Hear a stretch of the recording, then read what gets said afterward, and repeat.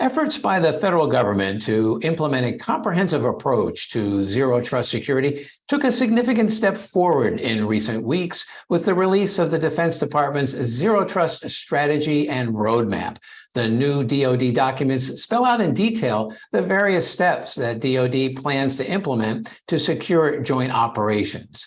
I'm Wyatt Cash with Scoop News Group, and joining us to talk about DOD's Zero Trust strategy and its likely impact from the warfighter point of view is Andrew Batman DiPolito, Global Enterprise Modernization Software and Support Program Director at Ironbow. Batman, thank you for joining us. Hey, thank you very much, Wyatt. Really nice to meet you and to do this with you.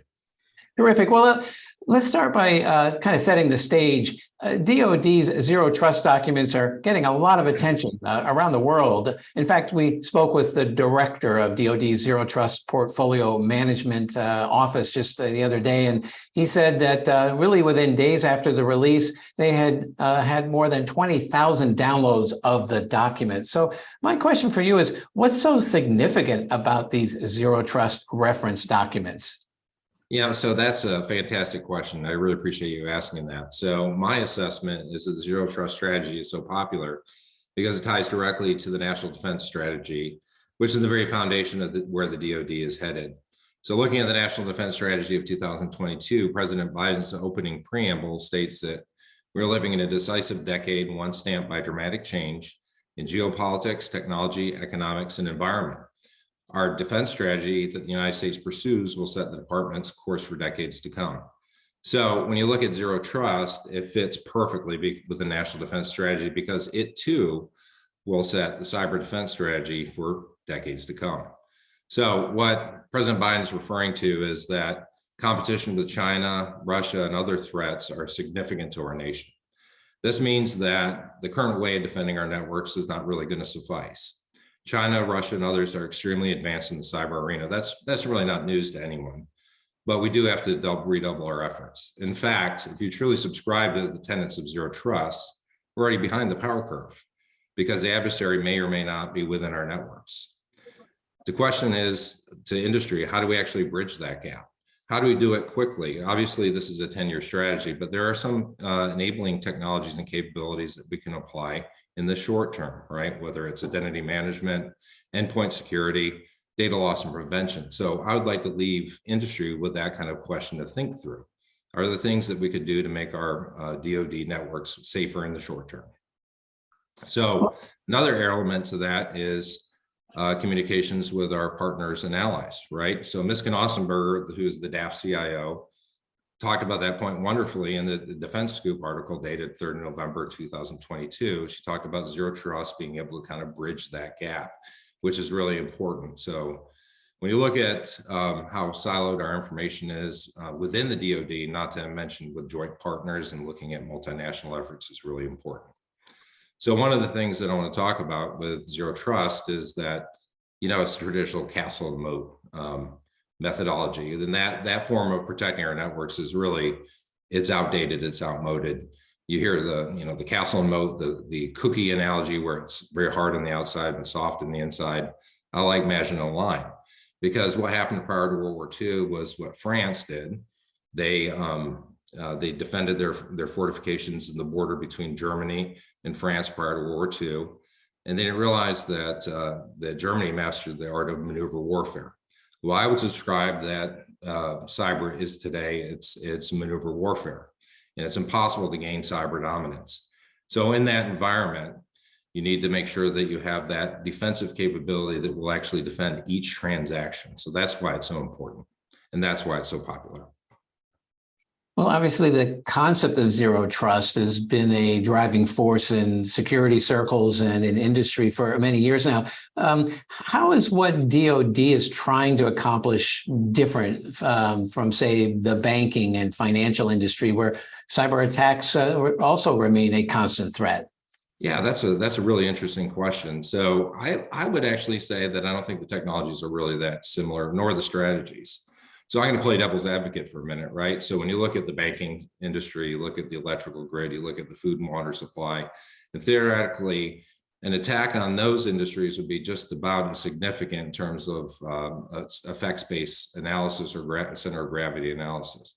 Imagine if a nation-state actor took down our banking system. That'd be exceptionally decisive in terms of impacting national will and psyche. I would say, though, however, if you want to flip it a little bit, looking at the DOD, it's a little bit more complex. The relative size of our military, the millions of users, and most importantly, the classification of data, right? The grave loss of that data, the impact on national security, right? You can't afford to have that happen. That's very important. I would say in conclusion, though, I think that the DOD may be ahead in some areas, and I think very well suited, specifically looking at this zero trust strategy by the CIO. Well, DOD's zero trust strategy, much like OMB's efforts as well, covers the gamut of IT security issues, right? From identifying users and devices and applications to managing data and network activity. But looking from a point of view of the warfighter, I'm curious your thoughts on how will DOD's zero trust strategy really impact soldiers, sailors, airmen, and Marines? Oh, I love this question. As a former A6, this is my favorite question so far. So I think the question that delves into like really the heart of why zero trust is important to the Department of Defense, right? So obviously, the zero trust strategy focuses on access to data anywhere, anytime, agility, mobility, and cloud supported. When you look at it, the cloud is even more important today, especially when you're talking about access to data for our warfighters. But ultimately, zero trust adds that security layer for each transaction and reduces the impact if you have individual breaches and damage containment. Now, taking a look at that, let's look at 3 use cases. The first is COVID, right? So it's really changed and evolved our workforce. I would say that that's transparent to both the DOD and industry. A little bit more difficult for DOD based on the necessity to be on station many times. But remote work for critical mission sets is very important, and zero trust is critical to that. Secondly, you look at mobility, right? So mobility is critical to warfighting. For the Department of the Air Force, what they've developed is a strategy called Agile Combat Deployment, known as ACE. So what ACE does, the fundamental principle is you have your power projection platforms, which are your air bases, right? Which are static in nature. And what ACE allows you to do is be able to rapidly disperse forces from those power projection platforms so you can actually safeguard your air assets and other critical assets and be able to continue to fight in an environment. And when you look at how Ukraine is using that, it's actually quite interesting, right? So Ukraine had specific static air bases, and they've been able to stay in the fight because they've been able to move their aircraft all over the place. So what's important to that, right, is you need a couple of key capabilities. Some of those capabilities include logistics, right? That has an IT element to it, security. But I would suppose that command and control, which is heavily enabled by IT, is actually a critical enabler. And then ISR, intelligence, surveillance, and reconnaissance, so that you can actually get orders to your warfighters is critical. And zero trust enables those communications are secure, and they're actually provided with a high level of availability. Finally, I would say that one of the other critical capabilities is, everyone's heard the term Joint All-Domain Command and Control, known as JADC2. So JADC2 is a whole different way of fighting war. So what it is it's focused on all the different platforms being able to communicate seamlessly and very quickly so that you actually outpace your adversary.